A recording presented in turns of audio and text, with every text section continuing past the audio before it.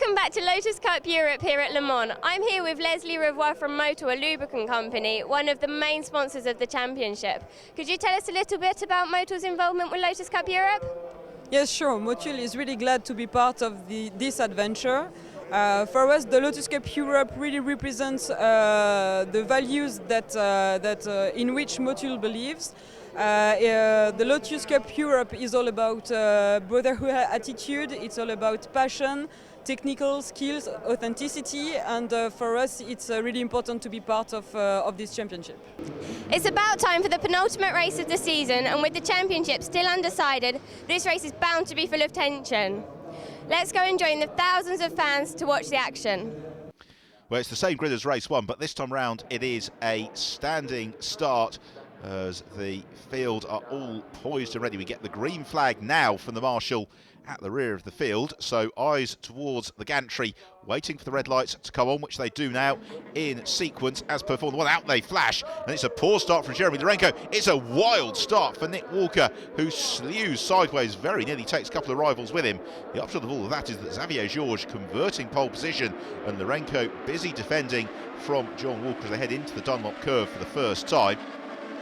Lorenko easing out Walker, in fact looking to the inside Xavier Georges on the brakes there. Jeremy Lorenko, and he squeezes through and takes the lead the race away from John Walker. Xavier Georges rather. John Walker looking to also find a way past Georges as they head downhill into La Chapelle, and it's Georges who's got the inside line. Walker pushed the outside. John Packer well up in fourth place, and he has got the jump on Gregory Rass, who clearly had not such a good start. I think some of them were caught out by the fact that the pause on the red light can be measured in microseconds, and those that anticipated the start best have really benefited. But Lorenko, exactly as it was in race one, is out front. Here's another look at the start then. Just look back to the fourth row. Nicholas Walker going around Philippe Loop, and the car slewing sideways, and he very nearly took Anthony Fournier with him for company. That was very, very close. Now, what about the battle for third and fourth? Well, it's John Walker just clear of Gregory Rass, who has eased past John Packer, so we are much as we were in race one, except that Rass is behind Walker, and Walker again left looking for an answer really as to how he can try and get up to the race leaders. Walker heading out of the Bleu S section and into Raccormont to complete the lap. He's got Gregory Rass snapping right at his heels. There are the two leaders up the road in front of them, and there is John Packer, the preeminent of the 211s, just behind in fifth place, really bouncing back from the disappointment of the first race.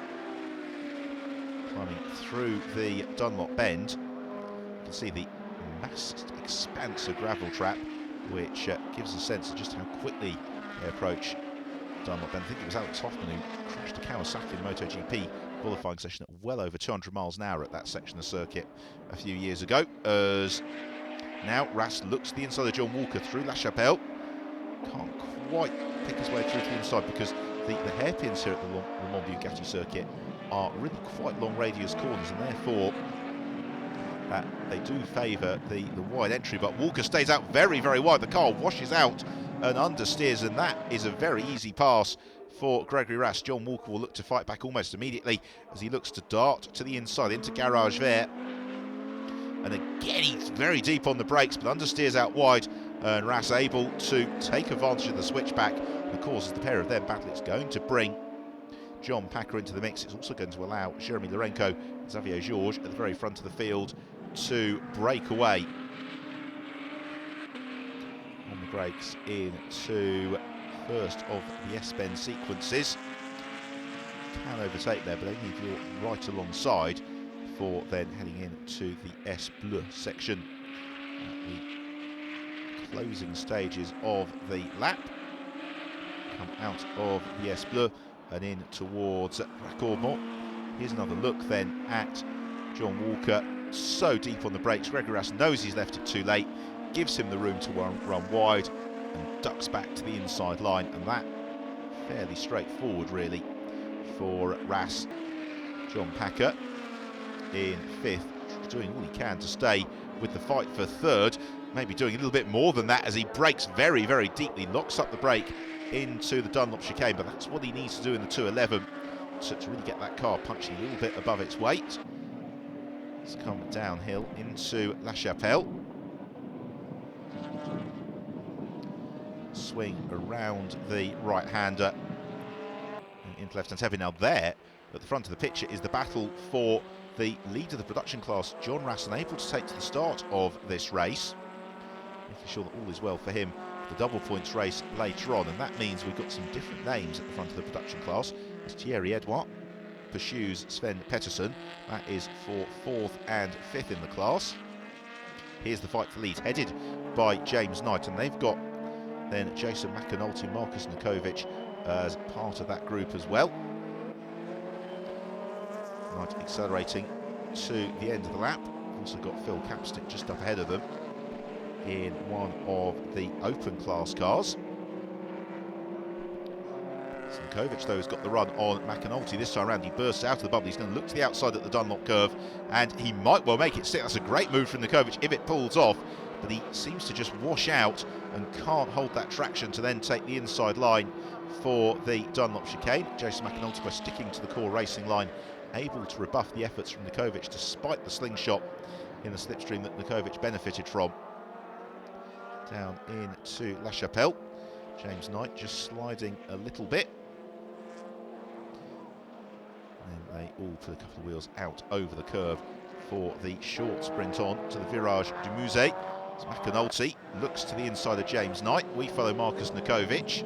Now we swing back across, and Knight has slithered out a little bit wide, and McAnulty draws alongside James Knight. The pair of them are heading in towards Garage Vert now. It's the sky blue car of Knight to the inside of the dark and purple car of McAnulty, who brakes far too deeply and understeers out wide. He's going to lose second place in the production class as well to Markus Nikovic, but McAnulty might just have enough momentum to cover the track position as they head into the S-Bends. That is how it unfolds.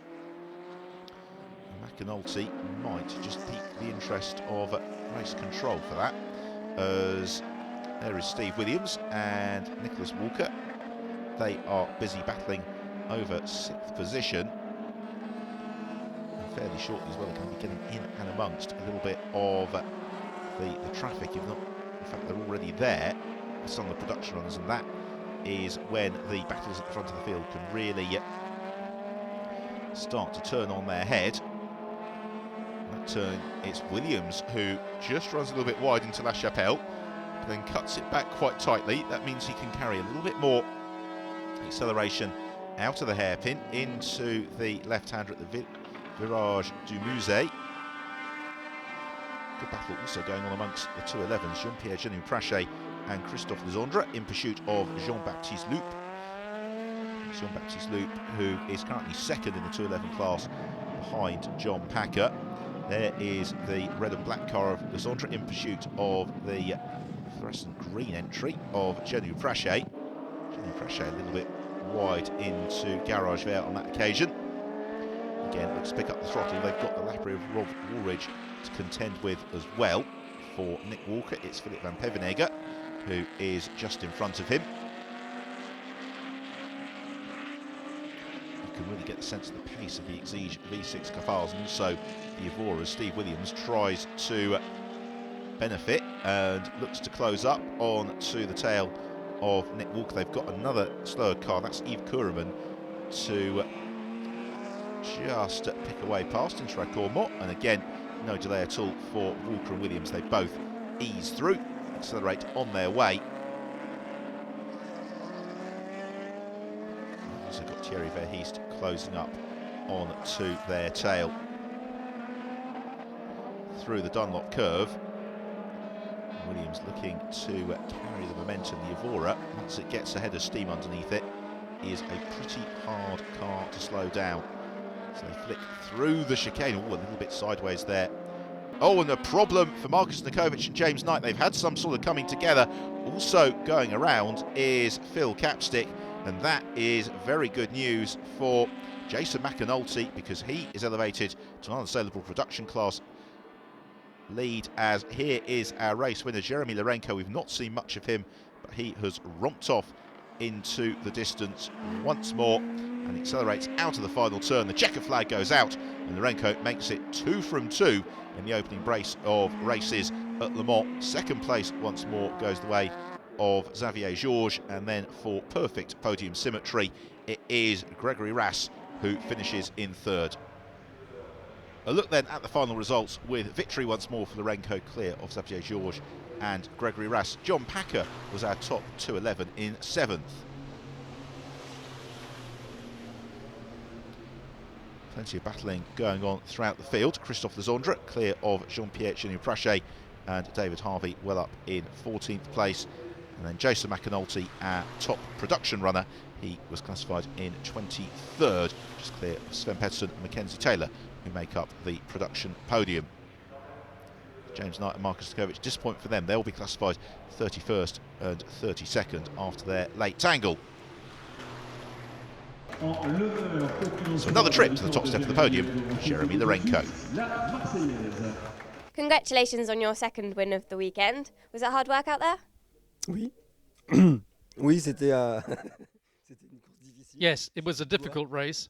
I've lost my voice, but it was still a good race because after a hard start, everyone got going. Well, not everyone, but obviously I did, but some struggled more than I did. We ended up at the same place. I braked well and overtook him, so it all went well. It was great. Congratulations on another podium. The start looked rather frantic from trackside. Could you tell us a bit about it? Well, what to say? I started at the front and lost 2 places by the first chicane. Jeremy was putting me under a lot of pressure, but it was clean racing. I messed up my start. Greg was very, very far behind me, so I wasn't too worried. Everything went okay. I was a bit disappointed today, but I'm happy to share the podium with my friends. But I would have preferred if Jeremy had been second. Congratulations on another podium. What did you think about the start?